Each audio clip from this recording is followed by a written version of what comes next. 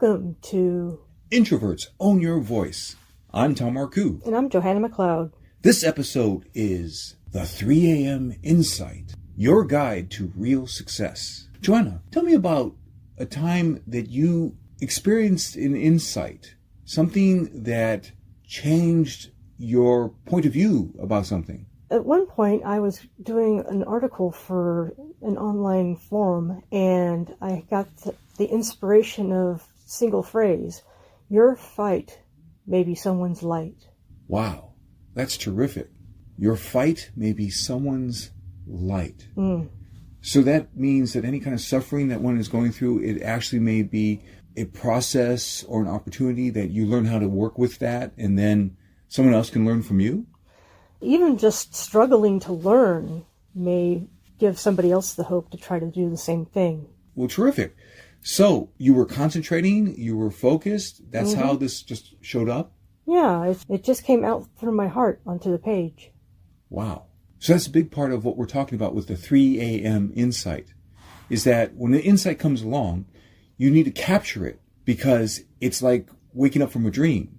And many times people will say that they don't remember their dreams. And without an intention and without focus and without a process like having paper or an audio recorder right next to your pillow, at the nightstand there, you won't be able to capture these insights. Now, in particular, we're talking about the 3 a.m. insight, your guide to real success. So we are talking about prosperity. We're talking about abundance. We're talking about doing something that gives you fulfillment and that you have a happy journey. The opposite of this would be some form of success that's empty. Yes.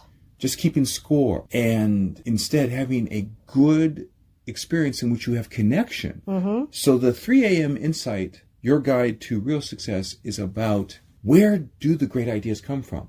And I've discovered in working with clients and with my own mentors and with my own coaches, I've discovered that great ideas rise in dialogue. Oh, wow.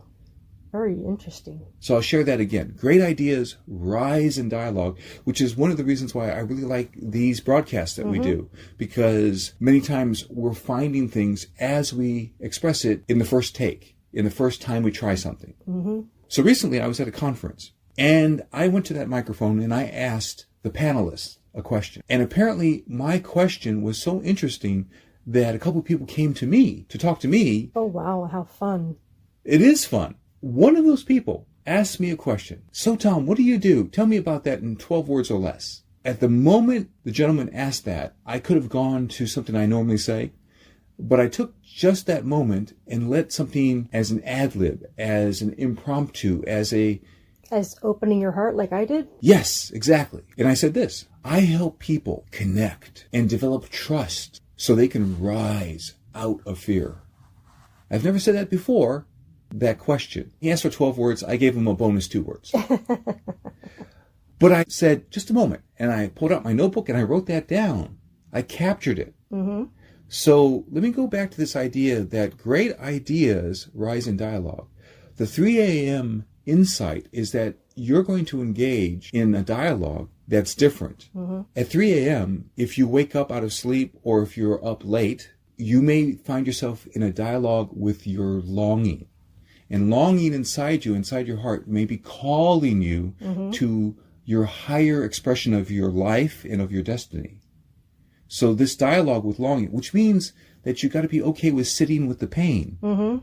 So, Tom, are you talking about being closer to higher power at that time? I'm going to leave that to our listeners. I'm a spiritual guy, so I can relate to that. You could say closer to your subconscious mind. You could say closer to your true self. Because the true self is not the self that's the ego self that's all clogged up by fear. And at the same time, though, I'm talking about dialogue. If you're up late or you wake up out of a sleep, you may actually wake up in dialogue with fear. I have a couple of articles up on medium.com. I talk about the idea that we want to measure by our heart, not by others' approval. My point here is that to connect with your heart or your soul or your subconscious mind or your true self that is not all clogged up by ego and fear, you need to be in dialogue with a different part of yourself. But if you ignore fear, it can bring more interference. It can get in your way. It can cause resistance. It can paralyze you. So the idea that I'm talking about with the 3 a.m. insight is you notice, why am I fearful? For example, if one is having trouble sleeping before going to the crucial job interview, or if one is having trouble sleeping because you're about to the next day give a crucial presentation or speech or something like that. The idea is then connect with the dialogue with fear and longing and your higher potential. So I like to say that what we do with fear is that we don't let it be the CEO of your life. We just quiet it down so it's just a member of the committee. But it can be useful. Another phrase I say is fear keeps you on the mountain. So if you are fearful about falling off the mountain, you will do what's necessary to protect yourself. You will make sure that all your safety equipment is in top shape, and you will have done a lot of rehearsal, practicing with a coach so that you can be at your best. So I want to touch on the idea of what the 3 a.m. insight gives us. Okay. It gives us a direction. For example, if someone is concerned about a job interview or about giving a presentation, then you can take a moment and you can just test yourself. All right, what are the main points? And so then you write them down. So what you do is you give yourself evidence. Oh, I do have this. Or if you write the main points down and you say, oh, I have a hole in this, then you'll go back to your notes. And then you will fill in the gap. The gap is where fear will rise because you're not certain that you have the material as part of you. Now, the other thing about the 3 a.m. insight is that because it's quiet, you might be able to touch on some part of yourself that you're normally not able to do. I know that if my family members are awake near me, then I'm paying attention to them, which means I need the 3 a.m. insight for my own journey. I need the quiet. There are times where I'm working on a writing project, a novel, or another nonfiction book, and I might write all the way up to 3 a.m. or to 4 a.m.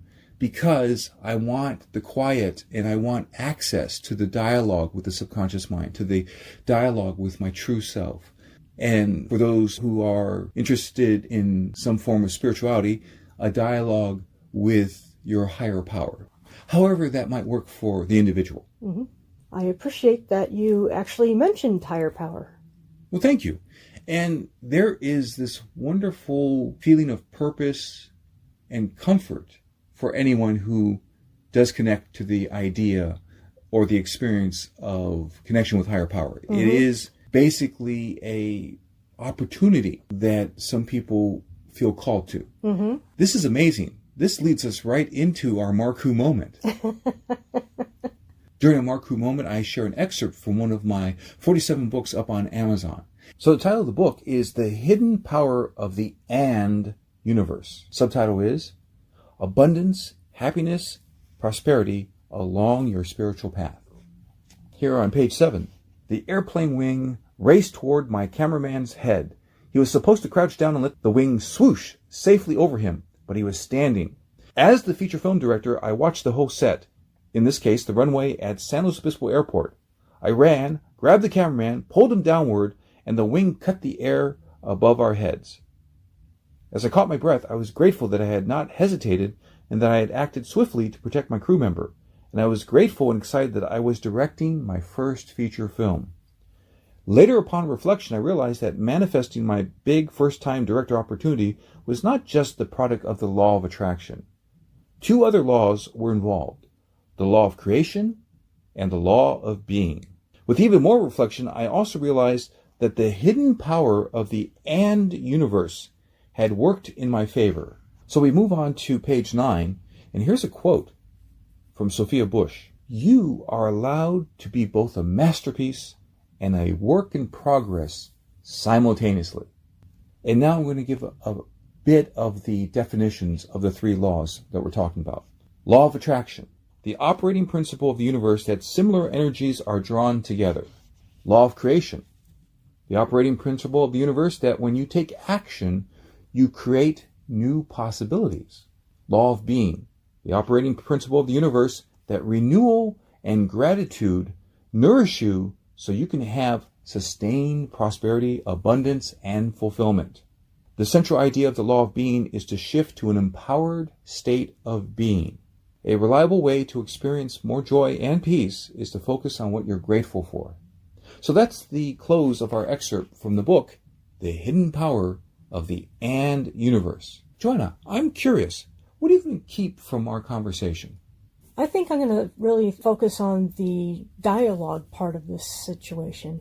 Excellent. Yes, so the idea that became so clear to me, whether someone comes up to me and talks to me at a conference and asks a question, the phrase I have is great ideas rise in dialogue. And the 3 a.m. insight is that you have the opportunity, whether you stay up to 3 a.m. or something like that and you're still working on a project, or you wake up in the middle of the night, you have a possibility of having dialogue with longing, having a dialogue with fear, having dialogue with quiet, or having dialogue with your true self or even higher power. Mm-hmm.